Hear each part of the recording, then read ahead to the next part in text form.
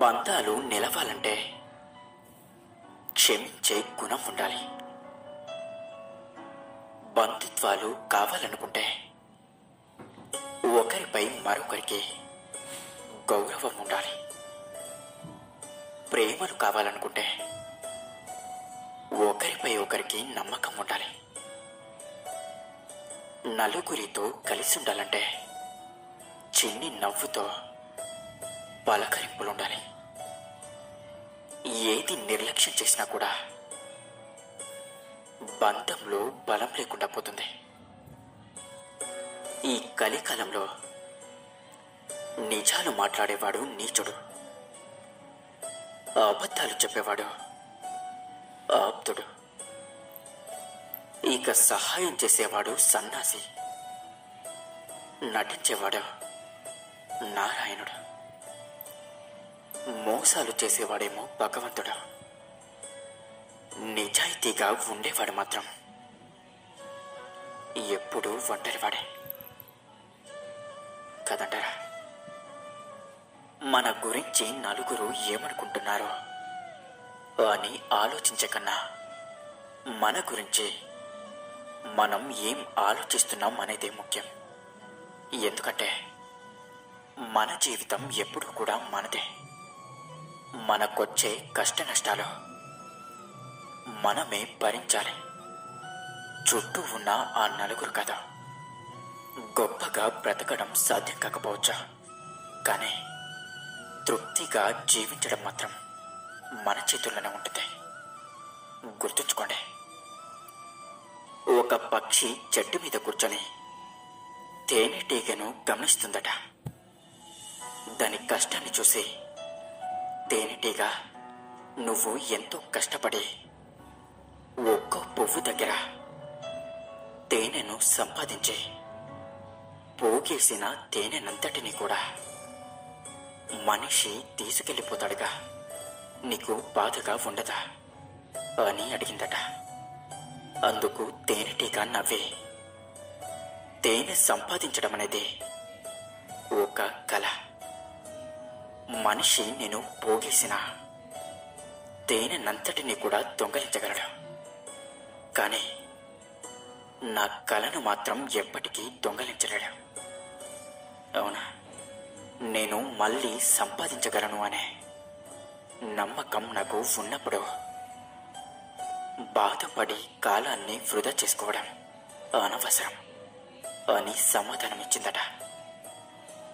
మనకి మన మీద నమ్మకం ఉన్నప్పుడు ఎవరు ఎన్ని మాటలన్నా కూడా మన ప్రతిభ ఎప్పటికీ మనకే ఉంటుంది. కృంగిపోకండి. విశ్వాసాన్ని ఎప్పుడూ కూడా కోల్పోకూడదు. ధైర్యంగా ఉండండి. చిన్న విత్తనం నుండి పుట్టే ఒక మొక్క మహావృక్షమవుతుంది. చిన్న జలపాతమే ఒక మహానదిగా మారి భూమిపై పరుగులు తీస్తుంది. ఒక చిన్న చిరుజల్లో కుంభవృష్టిగా మారి నేలనంతటినీ కూడా తడుపుతుంది. అన్నీ చిన్నగానే ప్రారంభమవుతాయి, తర్వాతే అద్భుతాలుగా మారుతాయి. నువ్వు వేసే ఒక చిన్న మొదటి అడుగు నీ యొక్క ఎన్నో గొప్ప గొప్ప విజయాలకు సాక్ష్యాలుగా నిలుస్తాయి. గుర్తుంచుకోండి, నిమిషం మారవచ్చు, గంటలు మారవచ్చు, రోజులు, మాసాలు, సంవత్సరాలు కూడా మారవచ్చు. కానీ మనం చేసిన మంచి చెడు ఎప్పటికీ మారవు. చెడ్డ పని వెంటాడుతూనే ఉంటుంది, అలాగే మంచి పని కాపాడుతూనే ఉంటుంది. అందుకే మనం చేసే పనిలో నిజాయితీ, అలాగే మనం మాట్లాడే మాటల్లో నిజం ఉన్నంత వరకు ఎదుటివారు ఎంతటి వారైనా సరే భయపడాల్సిన పనే లేదు. ధైర్యంగా ఉండండి. ఫ్రెండ్స్, మనస్సుకు గాయం చేశారని మనుషులను దూరం చేసుకోవడం వల్ల సమస్యలకు పరిష్కారం లభించదు.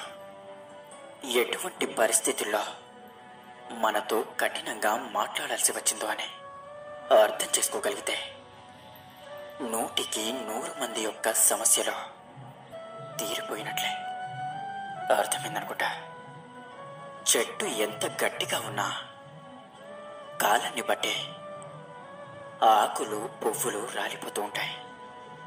అలాగే మనం ఎంత నీతిగా బ్రతికినా కూడా కష్టాలు కన్నీళ్ళు వస్తూనే ఉంటాయి, పోతూనే ఉంటాయి.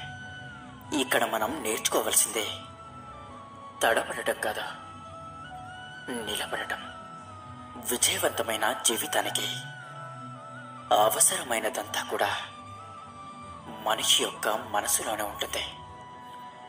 ఇక ఇదే జీవిత సత్యం. కళ్ళు చూసే ప్రతి దృశ్యాన్ని నిజం అనుకోవడం తప్పు.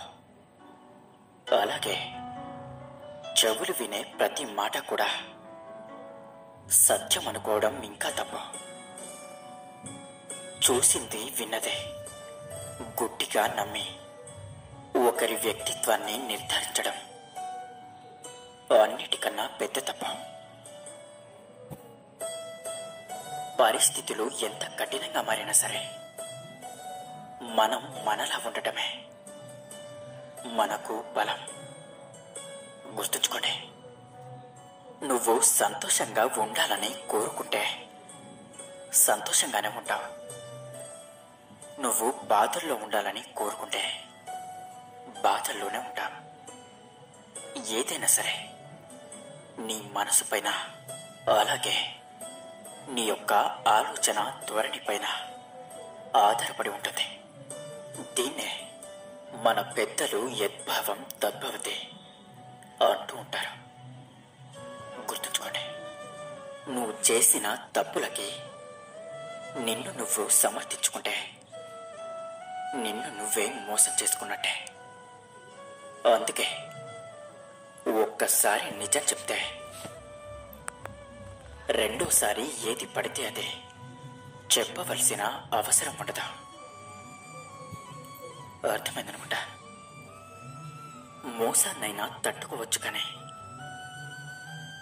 నమ్మక ద్రోహాన్ని తట్టుకోవడం చాలా కష్టం. అది అనుభవించే వారికే తెలుస్తుంది. ప్రాణం ఉండగానే గుండెని పట్టి పిండేసినట్టుగా ఉంటుంది. అప్పుడు కూడా బాధ నుంచి బయటకు వచ్చే జీవితాన్ని కొత్తగా ప్రారంభించడంలోనే నీ యొక్క గొప్పతనం తెలుస్తుంది. జీవితంలో అవకాశమే రాకపోవడం దురదృష్టం. వచ్చిన అవకాశాన్ని సద్వినియోగం చేసుకోకపోవడం నిర్లక్ష్యం. అవకాశాన్ని సరిగ్గా వాడుకోవడం ఇంగితం. లేని అవకాశాన్ని కూడా సృష్టించుకోవడం తెలివే. నీకు అవకాశం ఇచ్చిన వాళ్ళని తలదించుకునేలా చేయడం ఓటమి. నిన్నటి రోజున నిన్ను చూసి నవ్విన వాళ్ళు నీ దగ్గరకు వచ్చే నిన్ను అవకాశం ఇవ్వమని అడగడమే నీ యొక్క విజయం. పేదరికం అంటే నీ వద్ద డబ్బు లేకపోవడం కాదు, నీలో ఆత్మవిశ్వాసం లేకపోవడమే. గుర్తుంచుకోండి, ధైర్యంగా ఉండండి. విశ్వాసాన్ని ఎప్పుడు కూడా కోల్పోకండి. ఇక అందరూ నాతో పాటు ప్రేమతో ధ్యానించండి. రాధా కృష్ణ. Please subscribe.